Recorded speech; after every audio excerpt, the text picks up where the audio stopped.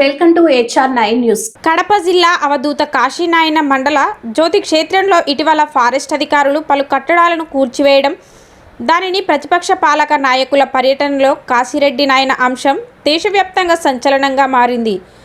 ఈరోజు తెలుగుదేశం పార్టీ జిల్లా అధ్యక్షులు శ్రీనివాసులు రెడ్డి జ్యోతి క్షేత్రంలోని కాశీరెడ్డి నాయన ఆలయాలను సందర్శించి పర్యటించారు. ఈ సందర్భంగా వారు మాట్లాడుతూ గత ప్రభుత్వం చేసిన తప్పిదాలతో జ్యోతి క్షేత్రంలోని కాశీనాయన ఆలయాలలో టైగర్ జోన్ ఫారెస్ట్ ప్రాంతం కనుక అధికారులు కూల్చివేశారని, దీనిని కూటమి ప్రభుత్వం పరిశీలించి భక్తుల మనోభావాలు దెబ్బతినకుండా ఆలయాల్ని పరిరక్షించుకునేందుకు చర్యలు చేపట్టింది. అందులో భాగంగా విద్యాశాఖ మంత్రి లోకేష్ కేంద్ర ప్రభుత్వము మరియు అటవీశాఖ అధికారులతో చర్చించి సొంత నిధులతో కట్టడాలను పునర్నిర్మించి ఇస్తామని మాట ఇవ్వడమే కాకుండా ఫారెస్ట్ ప్రాంతంలోని టైగర్ జోన్కు సంబంధించిన ఈ ప్రాంతంలో కాశీరెడ్డి నాయన ఆలయానికి సంబంధించి 13 ఎకరాలను జ్యోతి క్షేత్రానికి కేటాయించే విధంగా జీవో తొందరలో వెలువడి ఉందని భక్తులకు శుభవార్త తెలిపారు. ఈ కార్యక్రమంలో తెలుగుదేశం పార్టీ యువ నాయకులు చెరుకూరి రవికుమార్ నాయుడు, బీజేపీ కడప పార్లమెంట్ సభ్యులు బొమ్మన సుబ్బారాయుడు, జిల్లా అధ్యక్షులు వెంకట సుబ్బారెడ్డి, మాజీ అధ్యక్షులు వంగల శశిభూషణ్ రెడ్డి, కుప్పాల శ్రీనాథ్ రెడ్డి, బొమ్మన విజయ్ తదితరులు పాల్గొన్నారు. ఈరోజు పవిత్ర పుణ్యక్షేత్రమైన కాశీనాయన ఆశ్రమ జ్యోతి పుణ్యక్షేత్రానికి సోదరులు జిల్లా బీజేపీ అధ్యక్షులు వెంకట సుబ్బారెడ్డి గారు, అదేవిధంగా జిల్లా మాజీ అధ్యక్షులు శశిభూషణ్ రెడ్డి గారు, మన తెలుగుదేశం పార్టీ స్థానిక నాయకులు అందరూ కూడా, మండల పార్టీ అధ్యక్షులు మన రవికుమార్ రవి, తర్వాత సోదరులు అంజన్ రెడ్డి గారు, అందరం కూడా ఈ క్షేత్రాన్ని ఈరోజు సందర్శించడం జరిగింది. మీరు అందరూ చూస్తూనే ఉన్నారు ఈ ఆశ్రమానికి ఎంత పెద్ద చరిత్ర ఉందో, ఎంత మహత్యం ఉందో. ఈ ప్రాంతమే కాదు, ఒక కడప జిల్లాకే పరిమితం కాలే ఇది. అటు కర్నూలు కానీ, ఇటు ఒంగోలు జిల్లా కానీ, కడప, నెల్లూరు జిల్లాలు, దాదాపు రాయలసీమ, నెల్లూరు, ఒంగోలు జిల్లాలకు కూడా భక్తులందరూ కూడా ఇక్కడికి వచ్చి చాలామంది దేవుణ్ణి చూసి భక్తి శ్రద్ధలతో పూజలు చేసేవాళ్ళు.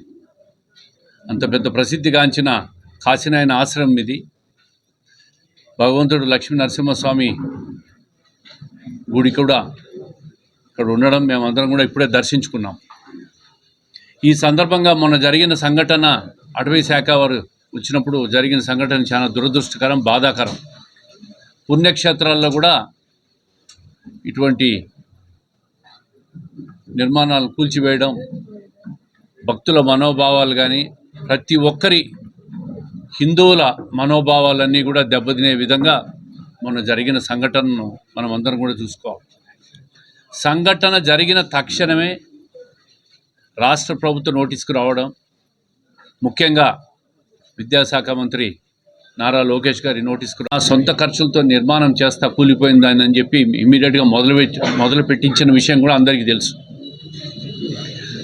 ఇమీడియట్గా రాష్ట్ర ప్రభుత్వం కేంద్ర ప్రభుత్వానికి రాయడం, రాష్ట్రం నుంచి ప్రతినిధులంతా పోయి కేంద్ర ప్రభుత్వాన్ని రిక్వెస్ట్ చేసి తక్షణమే కేంద్ర ప్రభుత్వం సూచనప్రాయంగా దాదాపు 5 హెక్టార్లు అంటే 12.5-13 ఎకరాలు అటవీ శాఖ నుంచి ఆశ్రమానికి బదిలీ చేస్తూ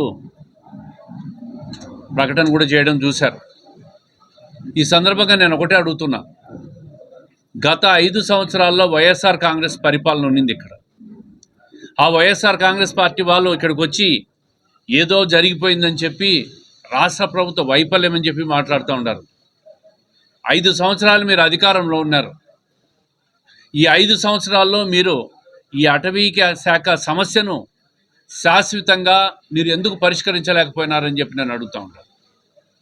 ఆ రోజు కేంద్రంలో బీజేపీ ప్రభుత్వం ఉంది, మీరు కూడా ఆ రోజు కేంద్ర ప్రభుత్వంతో సఖ్యతగా ఉన్నారు.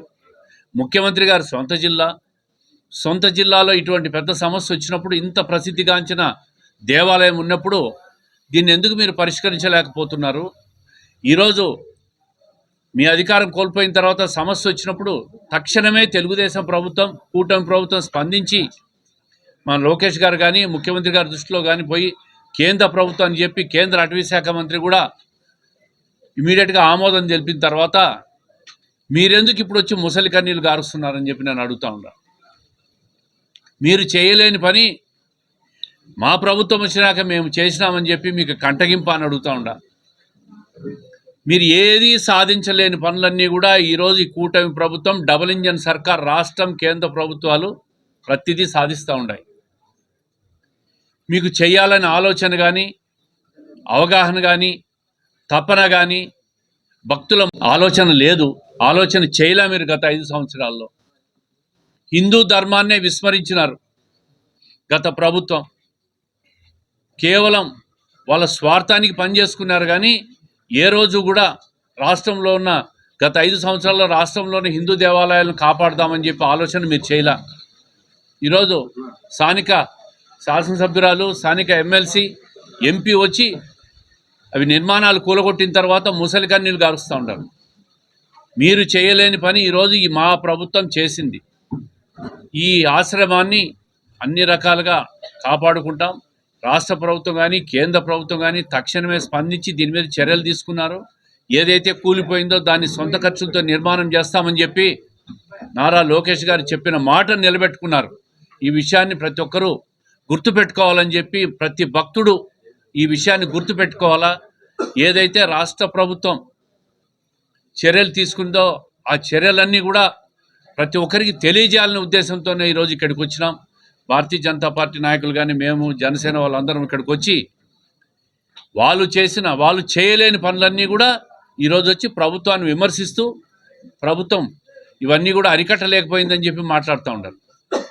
ఇట్లాంటి ఎన్నో దేవాలయాలు మీరు 5 సంవత్సరాల అధికారంలో ఉన్నప్పుడు ఆంధ్రప్రదేశ్ రాష్ట్రంలో కూలగొట్టిన పరిస్థితుల్లో ఒక్కటన్నా మీరు తిరిగి నిర్మాణం చేసి కాపాడారని చెప్పి నేను అడుగుతూ ఉంటాను. పవిత్ర పుణ్యక్షేత్రమైన తిరుమలనే అపవిత్రం చేసినారు. మీ 5 సంవత్సరాల్లో సామాన్య భక్తులకు దేవుడి దర్శన భాగ్యం జరగలే.